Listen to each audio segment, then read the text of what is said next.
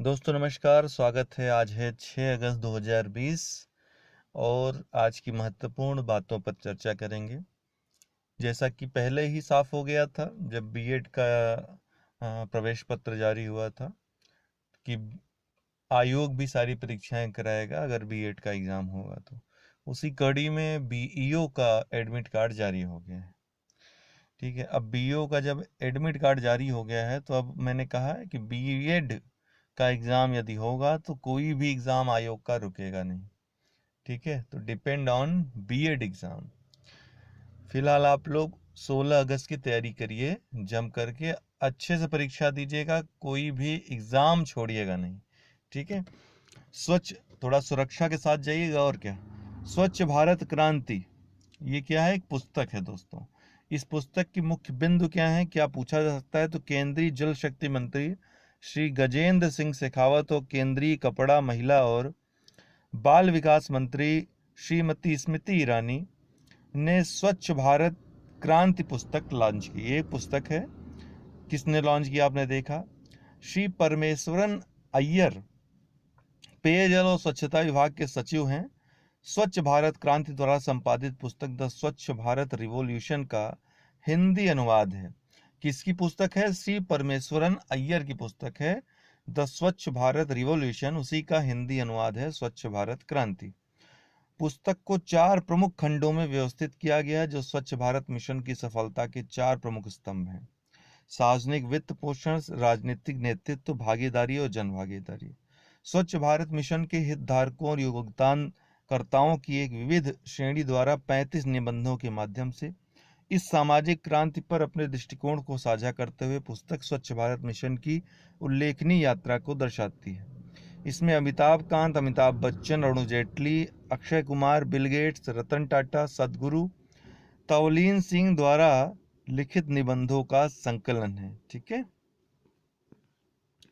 जम्मू कश्मीर से अनुच्छेद 370 को हटाए जाने की घोषणा की पहली वर्षगांठ थी 5 अगस्त को। 5 अगस्त 2019 को ही निर्णय लिया गया था गृह मंत्री के द्वारा। आज 5 अगस्त 2020 को जम्मू कश्मीर से अनुच्छेद 370 को हटाए जाने की घोषणा की पहली वर्षगांठ है।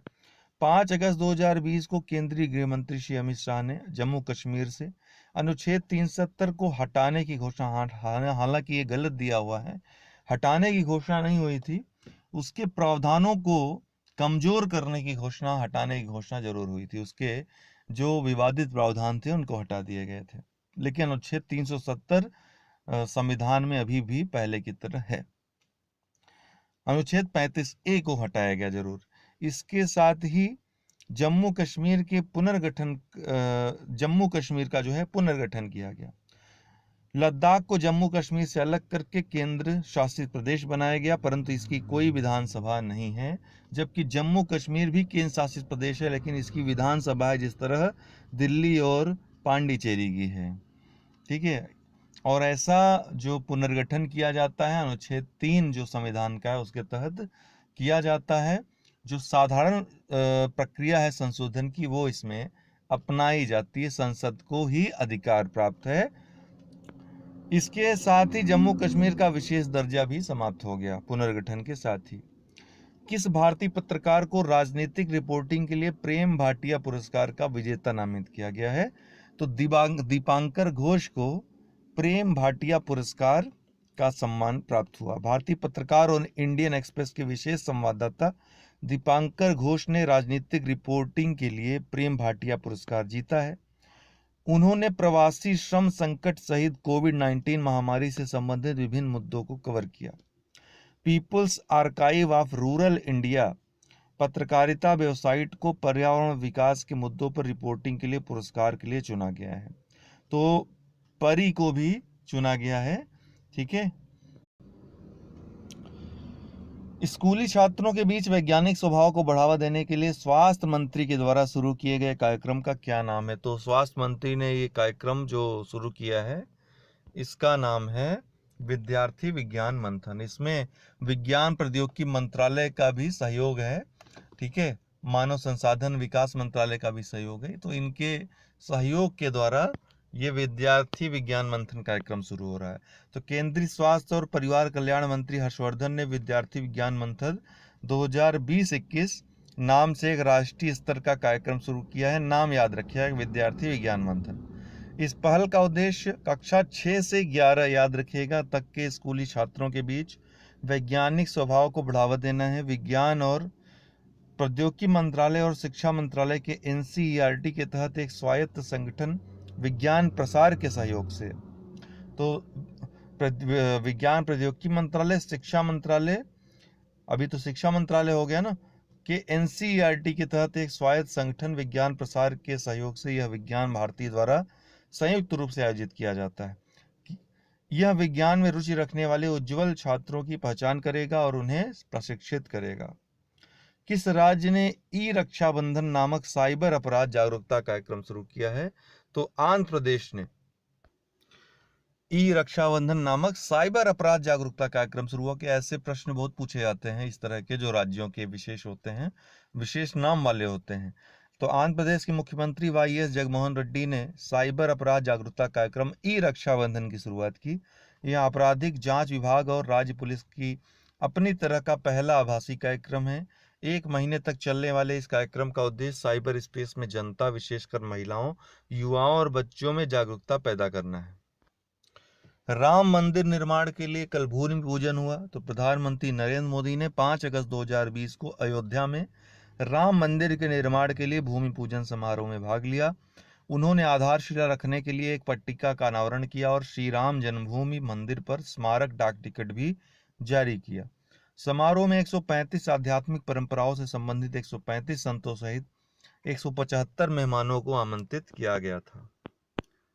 हैदराबाद विश्व स्तर पर 20 शहरों में 16वें स्थान पर। किस मामले में? तो ब्रिटेन के एक फर्म द्वारा प्रकाशित एक रिपोर्ट के अनुसार हैदराबाद को विश्व के शीर्ष 20 सर्वाधिक सर्वेक्षण वाले शहरों में 16वें स्थान पर रखा गया है। फर्म कंपैरेटेक ने शहरों का एक सर्वेक्षण किया जिसमें 1 करोड़ से अधिक की आबादी पर 3 लाख CCTV कैमरों के साथ अपने शहरों पर नजर रखने वाला हैदराबाद सबसे अधिक सर्वेक्षण वाले शहरों में 16वें स्थान पर है। हैदराबाद को भारत में पहले स्थान, विश्व में 16वें स्थान पर रखा गया है। चर्चित स्थल है गैलापागोस द्वीप समूह। तो ये कहाँ स्थित है, क्यों चर्चा में, दोनों चीजें देखेंगे। गैलापागोस द्वीप समूह लगभग 60,000 वर्ग किलोमीटर में विस्तृत है तथा इक्वाडोर का एक भाग है। जो इक्वाडोर है उसका ये भाग है। यह द्वीप समूह दक्षिण अमेरिकी महाद्वीप से लगभग 1000 किलोमीटर की दूरी पर प्रशांत महासागर में स्थित है। यहाँ पाए जाने वाले विशाल कछुओं, जिन्हें स्पेनिश में गैलापागोस कहा जाता है, के नाम पर ही इस द्वीप समूह का नामकरण किया गया। तो गैलापागोस एक कछुआ भी है जिसके नाम पर ही इसका नाम गैलापागोस द्वीप समूह रखा गया है। इक्वाडोर ने वर्ष 1935 में गैलापागोस को वन्यजीव अभयारण्य के रूप में घोषित किया तथा यह अभयारण्य वर्ष 1959 में गैलापागोस राष्ट्रीय उद्यान के रूप में परिवर्तित हो गया। वर्ष 1978 में यह द्वीप समूह यूनेस्को का पहला विश्व विरासत स्थल घोषित किया गया था। चार्ल्स डार्विन ने इस द्वीप समूह को अपने आप में एक दुनिया के रूप में वर्णित किया था। अपने आप में एक दुनिया के रूप में चार्ल्स डार्विन ने इसको वर्णित किया था। चर्चा में क्यों आया? हाल ही में फ्लोटिंग सिटी कहे जाने वाले चीनी मछुआरों के जहाजी बेड़े को गैलापागोस द्वीप समूह के पास देखा गया। इसके बाद से इक्वाडोर सतर्क हो गया है। चीनी मछुआरे प्रतिवर्ष इस मौसम में इक्वाडोर के जलीय क्षेत्र में अतिक्रमण करते हैं क्योंकि इस समय इस क्षेत्र में ठंडी हम्बोल्ट धारा उच्च पोषक तत्वों को लाती है, जिससे समुद्री प्रजातियों की संख्या में काफी वृद्धि हो जाती है। इलेक्ट्रॉनिक वैक्सीन इंटेलिजेंस नेटवर्क ई-विन क्या है? तो यह स्वास्थ्य और परिवार कल्याण मंत्रालय द्वारा राष्ट्रीय स्वास्थ्य मिशन के तहत कार्यान्वित किया जा रहा है। ई-विन का लक्ष्य देश के सभी कोल्ड चेन पॉइंट्स पर वैक्सीन के भंडार तथा बाजार में उपलब्धता और भंडारण तापमान पर वास्तविक समय की जानकारी देना है। ठीक है दोस्तों, आपको बताना चाहता हूं कि अनअकैडमी लर्निंग ऐप पर आप प्लस कोर्सेज सब्सक्रिप्शन ले सकते हैं। चाहे आप UPPSC की तैयारी, किसी भी एग्ज़ाम की तैयारी कर रहे हो, खंड शिक्षा अधिकारी, RO यूपी पीसीएस या यूपी ट्रिपल में लेखपाल या फिर अन्य जो वैकेंसीज़ आती हैं ग्रुप सी की, सब इंस्पेक्टर यूपीएसआई की तैयारी, मतलब कोई भी तैयारी आप उत्तर प्रदेश की कर रहे हैं या फिर यूपीएससी करना चाहते हैं, बीपीएससी करना चाहते हैं, एमपीपीएससी करना चाहते हैं, राजस्थान भी, मतलब कुछ भी आप यहाँ पे एनडीए करना चाहते हैं, जो भी आप A to Z कोर्स करना चाहते हो, सब्सक्रिप्शन यहाँ पर ले सकते हो। यहाँ पर सब्सक्रिप्शन का आपको दिया रहेगा प्लस सब्सक्रिप्शन, जैसे UP PSC UP triple SC का सब्सक्रिप्शन लेना हुआ तो वहाँ पर जितना भी है आपको सब्सक्रिप्शन चार्जेस हैं वहाँ पर लिखे मिल जाएंगे। कंटिन्यू करने पे आपको यहाँ पर रेफरल कोड डालने के लिए आएगा और रेफरल कोड में आपको UD10 यूज़ करना है। आप 1 साल या 2 साल या जितनी मंथ की आप लेना चाहते हो ले सकते हो, सब्सक्रिप्शन आपके ऊपर है।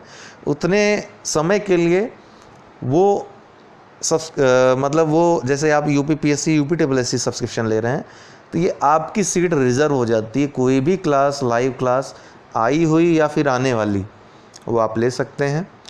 सबसे बढ़िया फ़ायदा यहाँ होता है कि एक टाइम लिमिट में, एक टाइम पीरियड में, निश्चित टाइम पीरियड में कोई सब्जेक्ट समाप्त होता है और आप कोई भी सब्जेक्ट पढ़ सकते हैं, ऑप्शनल हो या फिर जीएस के सब्जेक्ट हो, प्री मेंस सब कर सकते हैं। Quiz, test, doubt clearing session आप ले सकते हो किसी भी समय, ठीक है ना। तो ये आप चाहें तो ले सकते हैं। UD10 ये रेफरल कोड यूज़ करना मत भूलिएगा, क्योंकि तब आपको 10% डिस्काउंट मिल जाएगा, छूट मिल जाएगी आपको जो मूल्य रहेगा उसमें भी। और 1 वर्ष 2 वर्ष के आप सब्सक्रिप्शन चार्जेस अगर देखें तो 2 वर्ष का सब्सक्रिप्शन चार्ज लेना आपके लिए बहुत ही सही पड़ रहा है, सस्ता पड़ रहा है। तो आप जब भी लीजिए 2 वर्ष का लीजिए, मेरा ये सजेशन आपके लिए रहेगा। तो जो लोग ले चुके हैं ऑलरेडी वो हमको 9453775039 पे संपर्क कर लें, ठीक है। हम आपको इसके बारे में कोई भी अगर डाउट होता है तो हम आपको बताएंगे। बाकी अगर कोई आपके डाउट्स हों तो आप हमको बता सकते हैं। फ़िलहाल आज के लिए बहुत बहुत शुक्रिया, बहुत बहुत धन्यवाद।